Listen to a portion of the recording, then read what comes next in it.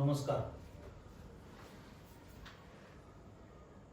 Bite डेचं आजचं कारण एवढंच की आमच्या गावामध्ये काय घटना बऱ्याच दिवसापासून चलत आलेल्या आहेत त्या, आणि ह्याच्यावर गाव पण दुर्लक्ष करत होतं आणि ती लोक पण अन्याय सहन करत होते.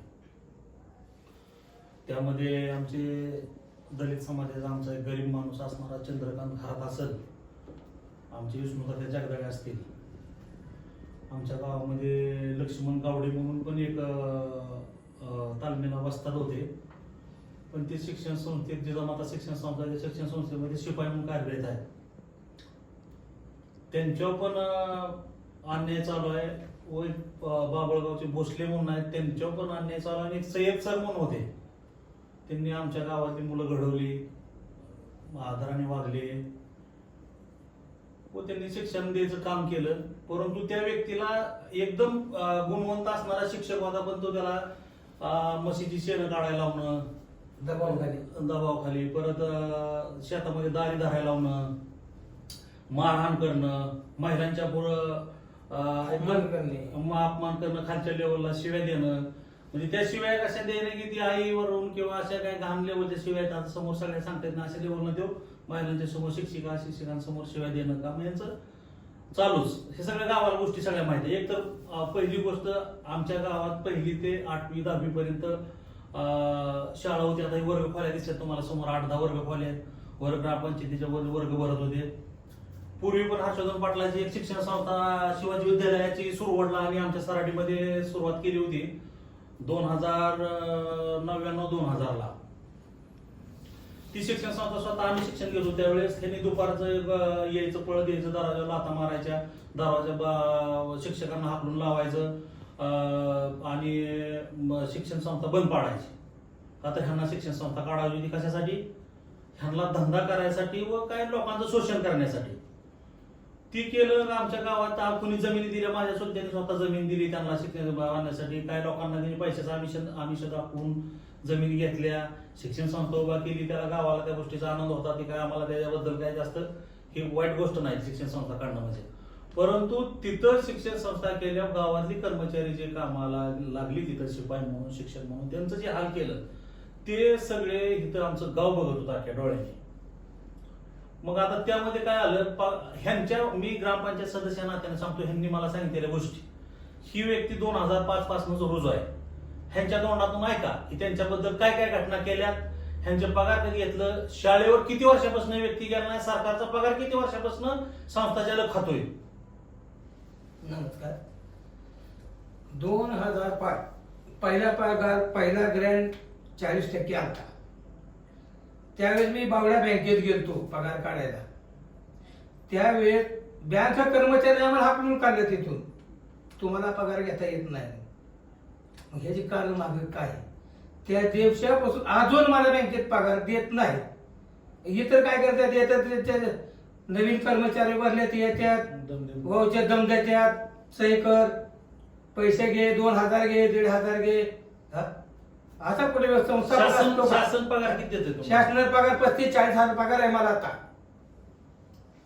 1500 सहीला 1500 रुपये. मग बाकीच्या कर्मचाऱ्यात काय होईल? आमचं झालं ते जाऊ द्या, पण इथल्या मोठ्या पिढीत काय होणार आहे आणि उमर काय चांगलं करणार आहे? याच्या पुढे काय करणार? गावातला एक कर्मचारी नाही, संस्थेत किती कर्मचारी आहेत? हे गावातलं माणूस का संस्थेत नाही, मग कधी संस्था चालणार मला सांगा तुम्ही? एवढा अण्णासाहेब जातात, कशात जातात? एक माणूस नाही तिथं संस्थेत. आता तुम्ही जाऊन बघा, तुम्ही तिथं जावा, पत्रकार परिषद घ्या किंवा संस्था बघा असेल किंवा सदस्य असतील, अध्यक्ष असतील, त्यांना विचारा म्हणा गावाचे कर्मचारी किती आहेत. तुमच्याबद्दल तात्या सांगा, तुमच्याबद्दल काय वागले ते सांगा. आमच्याबद्दल काय नाही, आम्हाला रुपये कवडी सुद्धा दिली नाही त्यांनी. आम्हाला बँकेत हाकलून दिलंय. ह्या पिढीचे सरळ बँकेत सुद्धा 2 वेळा हाकलून दिलेलं आहे मला. परमनंट आहे? परमनंट आहे. मला 35-40 हजार पगार आहे. व्हाउचर सही घेतात आणि ते पैसे खातात. कोणत्या स्केलवरती, म्हणजे कुठल्या पदावरती तुम्ही काम करता? जिजामाता शिक्षण संस्थेत पद तुमचं कुठलं होतं? शिपाई. चंद्रकांत खरात, तुमचा काय विषय होता? मी 2006 ला लागलो. दोघांची काही चुकी नाही. बरं, बोलू. 6 ला लागलो. गावात हायस्कूल होतं 5वी ते 10वी ग्रँड टेबल, तर तिथं लागलो कामाला. परत 2014 ला वरच्या नेले. तिथं 1 वर्ष केलं. तिथं 66 शिवी जाच तिथं चालू केला. काय परत काय मीटिंगमध्ये ठरलं त्याचं मला म्हणले तिथं झालं की इथं मग खाली वया पुस्तकामध्ये ते न्यायची होती. मी मग कामाला गेलो तर ती संस्थापकाला म्हणला घाण घाण शिव्या दिल्या. जातीवर जातीवर हालीत न म्हणला. तेव्हापासून मला येऊन दिलं नाही. जातीवाची म्हणजे काय शिवाय तुम्ही माधवचोत ही म्हणजे तुमच्या जातीचं नाव घेऊन बोला. तुम्ही कधीपासून रुजू आहे संस्थेत? 2006 2006 पगार किती? तेव्हापासून पगार चालू आहे का तुम्हाला? पगार घेत होतो की मी. अच्छा. 2017 निघलो परत 19 पर्यंत काढून टाकलं. मग राजाला पगार मी घेतला परत येऊन काढून टाकल्याचं कारण काय? कारण काय ते माहिती नाही. कारण काय नाही त्यांचीच मनमानी, हो का, त्यांचीच मनमानी. आलीत ना आलो माधवचोत. माधुर गाडी डोंगराला देऊ का आता संस्थापन बोलते का डोंगराला देऊ का रे हा माधुरचोत संस्थापक आहे. विद्यार्थी किती शिक्षक किती आहेत, शिक्षिका किती आहेत. जर तुम्ही शिपाई दादाचा शब्द केल्यानंतर तुम्ही आता म्हणताय की जातीवरून वगैरे शिव्या दिल्या किंवा अश्लील भाषेत शिव्या दिल्या, हा. त्याची तक्रार तुम्ही पोलीस स्टेशनला करायची. अहो मुद्दा भेट होतो ना. अहो पोलिटेशन सुद्धा त्यांचंच आहे. हा. अजून सुद्धा सांगतो पोलिटेशन सुद्धा त्यांचंच आहे. तुम्ही ज्या संस्थेत काम करताय त्या संस्थेच्या वर पण माणसं आहेत की तुम्ही शिक्षण उपसंचालकाकडे तक्रार का नाही केली? तक्रार करून कोणी द्यायची? जाऊन माधुरचोत पाय मोडीन हात मोडीन आता भाषा नाही ना शिक्षण संस्थेत चालत नाही. नाही नाही, असं म्हणलं जातं की बाबा कोणत्याही व्यक्तीपेक्षा कायदा हा मोठा असतो. आज तुम्ही बघताय महाराष्ट्रामध्ये प्रकरण गाजतंय वाल्मिक कराडचं. वाल्मिक कराडांनी जी काय अति केलं किंवा जी काय त्यांनी आतापर्यंत काय केल्या चुकीच्या गोष्टी त्या संदर्भात त्यांच्यावर मकोका कारवाई झाली किंवा काय गोष्टी झाल्या. सरकार अशा गोष्टींना अभय दिलं जात नाही सरकारकडून. आता सध्या अजितदादा पवार उपमुख्यमंत्री आहेत, फडणवीस साहेब मुख्यमंत्री आहेत. फडणवीस साहेब गृहमंत्री आहेत. मग तुम्ही ह्या व्यथा तुम्ही त्यांच्यापर्यंत का नाही मांडल्या आजपर्यंत? ह्यांना पोहोचू दिलं नाही. ह्यांना तिथपर्यंत घाबरून गेली नाही ती. आता तुम्ही म्हणला वाल्मिक कराडसाठी गोष्ट आहे. आता माझा तर असा आरोप आहे की ही व्यक्ती साक्षीला येते किंवा गावातील लोक आहेत ह्यात नुसतं पुरुषांचं शोषण नाही. जर त्या व्यक्तीचा CDR काढला, त्या व्यक्तीचा नार्को टेस्ट केली तर वाल्मिक कराडपेक्षा मी भयानक आहे हो. ह्या कुठली महिला पुढे येऊन बोलायला तयार नाही. 2N1 हा. ह्याच्यात अनेक महिलांचं पण शोषण केलेलं आहे. आमच्याकडे त्या गोष्टी सगळ्या लोकांना भीत आहे. त्या पुढे येऊन कोण बोलत नाही. आम्हाला कोणाचं नाव घ्यायचं नाही. ते आम्हाला काय देणं अधिकार दिला नाही. ते कोण आहे आम्हाला सांग. पण सगळ्याला आम्हाला माहिती आहे. पण ह्यानं सरकारनं त्याच्यावर CBI चौकशी केली, त्याच्यावर सखोल चौकशी केली, फोन नंबर CDR काढले, ह्या व्यक्तीचं लोकेशन काढली, ह्या व्यक्तीचं रेकॉर्ड काढलं, पाठीमागचे त्याचे बोललेले कॉल काढले, लिस्ट काढल्या. तर ह्या मागच्या 8-10 वर्षात त्यांनी काय काय केलंय ना. राम रहीम पेक्षा मी भयानक व्यक्ती आहे आणि आसाराम बापू पेक्षा पण भयानक व्यक्ती आहे. ह्याच्यावर ही गोष्ट निघली तर त्या आसाराम बापू राम रहीम सारखा जेलमध्ये जाणार ती माणूस. सगळ्या गावाला माहिती आहे. आम्ही सगळं 1000 लोकांचा उद्या मोर्चा 2000 आम्ही सुद्धा पुढचं नियोजन करणार आहे. काल परवा विद्यार्थ्याची भांडणं झाली. विद्यार्थ्याची भांडणं झाली शिक्षकांना बसून मिटवायची असते ती, गावकऱ्यांना बसून मिटवायची असते ती. हा फोन करू सांगतोय. एक एजंट आहे पंचायत आमच्या मार्केट कमिटीच्या इलेक्शनच्या टायमाला एक एजंट होता असाच. त्या एजंटला सांगितलं काल. त्या एजंट आजीदादापर्यंत मेसेज करतो आणि सांगतो असं तसं. आजीदादासाठी आम्ही रक्त ओकून काम केलेली माणसं आहे. आम्ही तालुका अध्यक्ष असेल आमचा, आम्ही असेल. कोण काल आलाय मग लगे मेसेज करतो, फोन करतो, ह्याला करतो. अरे तू विद्यार्थ्यांनी बघ ना, ती ग्रॅज्युएशन झालेला आहे, ती काल विद्यार्थ्याचा दाखला काढून दिला तुम्ही. दाखला काढून दिला ठीक आहे, विद्यार्थ्याला तुम्ही ऍडमिशन देत नाही, ही खरं आहे. तुम्ही ज्या संस्थेच्या तुम्ही मुबलक तुम्ही फी गोळा करता, फीचं काय चालत देता तुम्ही? एका साध्या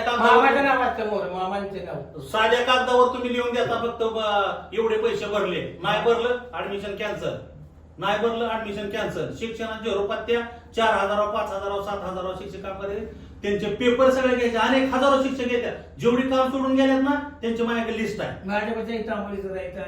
त्यांचे कागदपत्र नाही केले, कागदपत्र द्यायची नाही ती, कागदपत्र ठेवून द्यायची, कागदपत्र मागे शिवाय द्यायची. रिझ्यूम जमा केलं, शिवाय द्यायच्या, त्याला बंधनात अडकवायचं, त्याला हॅमरिंग करायचं, त्याला टॉर्चर करायचा. मग त्या व्यक्तीला सहन नाही झाला, असं हे झालं की ते निघून चालला की आमचं पेपर द्या म्हणलं की ती खालचे 2-4 बगल बच्चे ती घाबरून म्हणते ती साहेबांना भेटा चौथी नापास साहेबांना भेटा. साहेबाला भेटलं की त्यानं म्हणायचं बाहेर गेला, इकडे गेला, इंग्लंडला गेलाय, हाँगकाँगला गेलाय, त्याचं उद्योग दिवसभर काय झालं ते आम्हाला माहित आहे. आणि खरं आहे जर कोर्ट असेल तर आमच्यावर कायदेशीर कारवाई होऊ द्या. कोर्ट अजिबात बोलणार नाही. आम्ही पण लहानाचं मोठ्या गावात झालो, पण अन्याय बघत आलो ना. ह्या लोकांवर झालाय, ह्याच्यावर झालाय, लक्ष्मण गावडेवर झालाय. गाव सांगल शेवटी गावापुढं काय शासन, गाव आहे तर ऐकल का नाही शासन. अण्णासाहेब, तुम्ही राष्ट्रवादीचे एक जबाबदार पुणे जिल्ह्याचे युवकचे पदाधिकारी आहात. हा. तुम्ही ज्या शिक्षण संस्थेच्या चालकावर जे आरोप करताय ते पण शिक्षण संस्था चालक राष्ट्रवादीचे पदाधिकारी आहेत किंवा ते पण राष्ट्रवादीचे इथं आहेत. पक्षाचं ऐका, इथं एक मिनिट पण इथं- ते बघणं गरजेचं आहे. कारण का की तुम्ही एकाच पक्षात आज काम करताय, तर असं पण होऊ शकतं की जनमानसात की बाबा तुम्ही स्थानिक स्वराज्य संस्थेच्या निवडणुका डोळ्यासमोर हे आरोप करताय. जर तुम्ही हे आरोप सिद्ध करू शकला तर त्यांच्यावर कारवाई होणार का? आणि तुमच्याकडे जर आरोप करतात त्याच्या संदर्भात ते पुरावे असतील तर ते पुरावे तुम्ही अजितदादांना किंवा गृहमंत्र्यांना देणार का? 100% लोकांनी आम्ही तिथे आम्ही ही लोक लक्ष्मण गावडे असेल, सय्यद सर असेल, माहिती आहे काय दबावाखाली जाणार. आज तुम्ही त्याच्यावर दबाव टाकणार, शिवाय देणार. ती आज ह्यातला कदाचित एखादा व्यक्ती मी नाव घेतलेला व्यक्ती पण सांगू शकतो की नाही मला काय त्रास नाही, माझं दबावाखाली म्हणू शकतो. पण सत्य घटना काय तुम्ही लोकांच्या जनतेत विचारा ना. तुम्हाला एक माणूस बोललेला खरं का 1000 माणसं बोललेली खरं? एक माणूस बोललेला खरं का 1000 माणसं? तुम्हाला 1000 लोक सांगतील ही घटना खरी आहे म्हणून. आणि ह्या गोष्टीचा निवडणुकीचा काय संबंध नाही. काल आमच्या गावातल्या निखिल कोकाटे दाखला मागाय गेला, त्यावेळेस शिक्षक म्हणला बस तिथं मिळत नाही दाखला, ते मला ऍडमिशन द्या. तुला ऍडमिशन नाही, साहेबांना सांगितलं ऍडमिशन देऊ नको. त्याचं एका व्यक्तीबरोबर भांडण झालं, त्याच्या विद्यार्थ्याबरोबर एका गावात तिथं विद्यार्थ्यावर भांडण झाल्यावर आम्ही शिक्षक लोकांना काय म्हणलं की ती बी शाळेत शिक्षक विद्यार्थी आहे, तुमचाच विद्यार्थी आहे, ती बी तुमचाच विद्यार्थी आहे, ह्याच्याकडनं झालं असेल आम्ही याला माफी मागायला होतो. केसेस बिसेसच्या भानगडीत पडू नका, आपलं बसून गाव पातळीवर भेटू.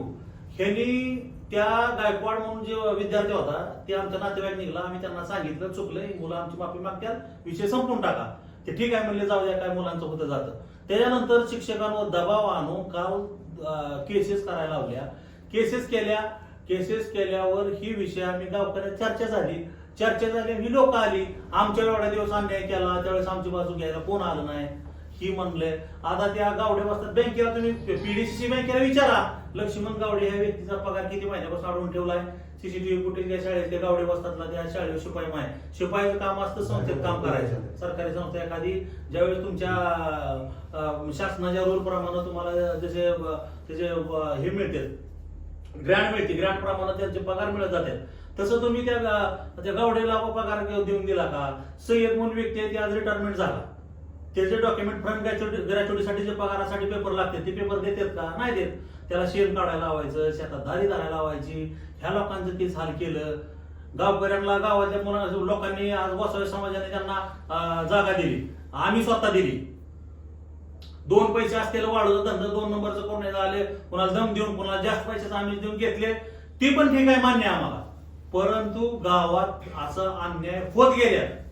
आमच्या जिल्हाध्यक्ष कार्यकर्त्यांनी सांगितलं माझ्या वाढदिवसाच्या कार्यक्रमाच्या वेळेस की आमच्या एका व्यक्तीला, आमच्या दलित समाजाच्या व्यक्तीला, कुटुंबाला त्रास देत होते ना, त्याला गावात येऊन देत नव्हती. ती काढा भाषण त्यावेळेचं नाही का, त्या व्यक्तीला त्यावेळेस कार्यकर्त्यांनी त्यांना साथ दिली आणि त्या लोकांना पोलीस स्टेशनवर दबाव आणून त्या लोकांपर्यंत पोहोचून त्या लोकांना तिथं पुनर्वसन केलं, त्यांना परत आणण्यासाठी व्यक्तीला गावात येऊन सोडायचं काम केलं. आमचे बाळासाहेब कोकाटे असतील त्यांच्या कुटुंबाला त्रास दिला. गावात पहिले वारंवार भांडण करायचं, पोलीस स्टेशनवर हल्ला केला ते कोणी केला? कायदा कोण मोडतं? ही आज आव्हानला शिक्षण संस्था आणली, मी साहेब झालो, साहेब नाही झाला, तू गुंड आहे. वाळू माफिया होता आहे, आज लँड माफी आहे, लोकांच्या जमिनी घ्यायच्या.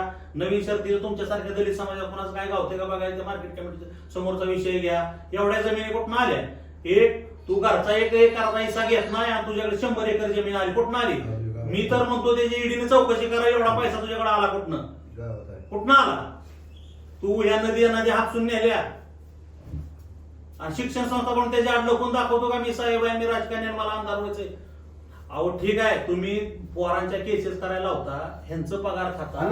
दुसरा एक प्रश्न असा आहे की तुम्ही हे धाडसानं एवढे आरोप करताय, एका त्या पदाधिकाऱ्यावर जिजामाता शिक्षण संस्थेचे जे संचालक आहेत हम्म. ते सगळ्यांना नाव माहिती आहे, ते कोण आहेत काय आहेत. हो तुम्ही ते नाव घेणार हो तुम्ही नाव घेऊन बोला पहिली बोलतो गोष्ट. त्याला. आणि जे तुम्ही आरोप करताय हम्म.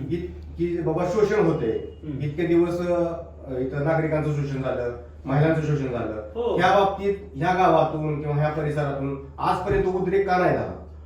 लोक पुढायला नाही ती ज्या वेळेस मला ज्यावेळेस मी सुज्ञान झालो किंवा मला समजायला लागले ह्या गोष्टी, त्यावेळेस मी ह्या गोष्टीचा विरोध केलाय ना. मी 3-4 वर्षापासून विरोध करतोय ह्या गोष्टीचा. मी लोकांना पुढे घेतोय, चला पुढं, काय घाबरायचे कारण आहे कोणाला. मी ग्रामपंचायत उभं राहिलो, सदस्य झालो, मला गावात निवडून दिले, मी काम करतोय नाही गावाच्या प्रत्येक माणसाला विचारा. रेशन कार्डापासून कोणा मला विचार, तुम्ही समोर प्रश्न विचारू शकता. जर वर्षानुवर्षे जर शोषण करीत असतील हम्म. लोकांचं आणि हे ज्या पार्टीत काम करतात हम्म. आणि ते पार्टीचे लोक जर ह्याच्याकडे दुर्लक्ष करत असतील आणि एवढ्या मोठ्या लोकांना हे पोसायचं काम करत असतील तर ह्याला ते पक्षाचे वरिष्ठ पण जबाबदार नाहीत असं वाटत नाही का तुम्हाला? ऐका, ही कुठल्या पक्षात त्यांनी एवढं म्हणजे फार काळापर्यंत काम केले म्हणून ती व्यक्ती पुढे जबाबदारी घेणार आहे. त्याला निष्ठावान जुनी माणसं लागते ती त्यावेळेस म्हणतो की ती माझा आहे, सांगू चुकीचा आहे.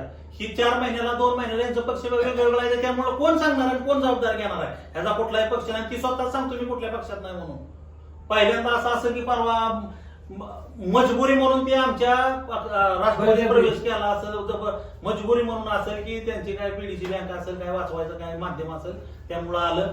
आम्ही निष्ठेने काम करतोय, आमच्यापाशी 4 मतं असू दे, आम्ही निष्ठेनं ती एका निष्ठावानाला जर आम्ही मामा असतील, दादा असतील, त्यांच्यापर्यंतच आमची जातात. आमच्या आजीदादाच्या लोकसभेच्या इलेक्शनच्या टायमाला काय केलं, लोकांना दम दिलं, घरोघरी जाऊन सांगितलं हेकडं मत करणार का तिकडं मत करणार का. त्यावेळेस आम्ही एक निष्ठेनं दादाच काम करत होतोच ना. ठीक आहे, आपण मूळ मुद्द्यावर येऊया की आपला मूळ मुद्दा आहे की शिक्षण संस्थेच्या माध्यमातून ह्यांना आजपर्यंत पगार दिला नाही किंवा ह्यांना कामावर हाकलून दिलं.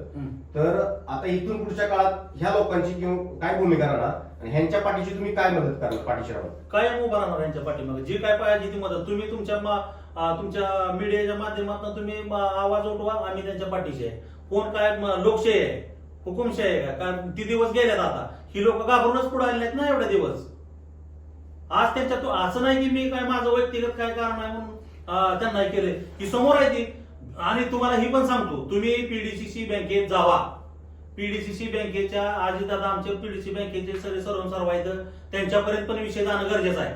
तुम्ही पीडीसी बँकेत जावा, एका शिक्षकाचं पगार, शिपायाचं खाते पगार, नंबर चेक करा. त्यांच्या बाबतीत जो अन्याय झाला त्या बाबतीत तुम्ही पत्रव्यवहार स्वतः करणार का? हो 100% पत्रव्यवहार करणार का? करणार. गृहमंत्र्यांना हे बोलणार का? शिक्षण मंत्र्यांना हे बोलणार का? हो द्या, मी पत्र देणारच आहे. मी पत्र आमचा थोड्याच वेळा विषय करू झाला, मी सगळ्यांना पत्र बघा. शेवटी मुंगीला सुद्धा महत्व आहे. ऐका, ती जरी स्वतःला हाती समजत असला ना तर मुंगीला सुद्धा महत्व आहे. उद्या आंदोलन उद्या या संदर्भात जर आंदोलन करावं लागलं तर तुम्ही आंदोलन करणार का? उद्या पार्टीचा आदेश वेगळा निघाला तर मग तुमची कोंडी होऊ शकते, तुम्ही काय करणार? आम्ही सत्या बाजूने जाणार ना, आम्ही लोकांच्या बाजूने जाणार. आम्ही पार्टीला वाटलं की बाबा खोटं काम करतोय, चुकीचं करतोय, आमच्यावर कारवाई करू दे. आमचा तालुका अध्यक्ष आहे, आम्ही खोट्या गोष्टीला काय पोचणार नाही. आम्ही लोकांच्या हितानं जाणार आणि लोकांच्या हितासाठी जातो त्या मागे आता प्रश्न विचारला त्याला एक आधार आहे. आता छावा संघटनेच्या अध्यक्षावर लातूरमध्ये हल्ला झाला होता. लातूरमध्ये हल्ला झाला होता. तुमच्या पक्षाचे काय नाव त्यांचं, आता ज्येष्ठ हल्ला झाला होता, तर त्यांना बढती दिली. सूरज चव्हाण यांनी छावा संघटनेच्या पदाधिकाऱ्याला मारहाण केली होती. त्यांनी मुख्यमंत्र्यांची पण भेट घेतली होती, पण त्यांना पक्षातनं काढलं जाईल असं अजितदादांना सत्तोवाच करत असतानाच आता त्यांना बढती दिली सरचिटणीस पदावर. मग आता काय म्हणायचं की यावर तुम्ही काय सांगा?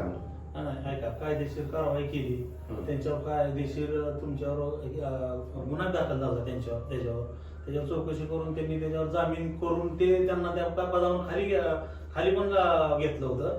परंतु आता शेवटी काय गोष्टी शरण आला किंवा माफी मागितली, तेव्हा सूरज चव्हाण साहेबांनी त्या अध्यक्ष होते आमचे युवकचे प्रदेशाचे, त्यांनी माफी मागितली. त्या अनुषंगाने वरिष्ठांनी त्या निर्णय घेतला असं. तिथपर्यंत काय आपल्याला एवढ्या म्हणजे आम्ही एवढ्या मोठ्या नाही की एवढ्यापर्यंत आपल्याला तिथली माहिती मिळू शकते. आपला विषय चालू आहे गाव लेवल, आमच्या गावातल्या काय व्यथा आहे त्या आमच्या शिपाई चंद्रकांत खरात असतील, आमच्या विष्णुदाते जगदाळे आहेत किंवा ती बाकीच्या आमच्या जवळ नाही, ती गाभून येणार नाही. पण तुम्हाला त्याची सत्यता तुम्ही ज्यावेळेस बँकेत जाचाल नाही, किंवा नाही, कुठल्या अन्नदाता एखाद्या साहेब. खात्याअंतर्गत तुम्ही चौकशी अन्नदाता करताय साहेब. किंवा गावातल्या मला प्रत्येक मला एक नागरिकाला म्हणायचं आहे, विचारता. सूरज चव्हाणांचा प्रश्न अशासाठी केला हा. की जर सूरज चव्हाणांसारखे व्यक्ती मोठ्या पदावर असणारी जर छावा संघटनेसारख्या पदाधिकाऱ्याला मारहाण करत असेल की तुम्ही तटकरेंच्या दौऱ्यात गोंधळ घातला म्हणून, तर याच्यामध्ये तुम्ही जर ही भूमिका अशी कायम ठेवली आणि जर ते आता राष्ट्रवादीत आहेत, जी जिजामाता संचालक आहेत ते आता राष्ट्रवादीत काम करतात, अप्रत्यक्षरित्या का असणार ते काम करतात, जर उद्या तुम्ही भूमिका घेतली तर ती पक्षविरोधी भूमिका होऊ शकते आणि तिथं पक्षाची बदनामी नाही का होणार, असं नाही का वाटत तुम्हाला?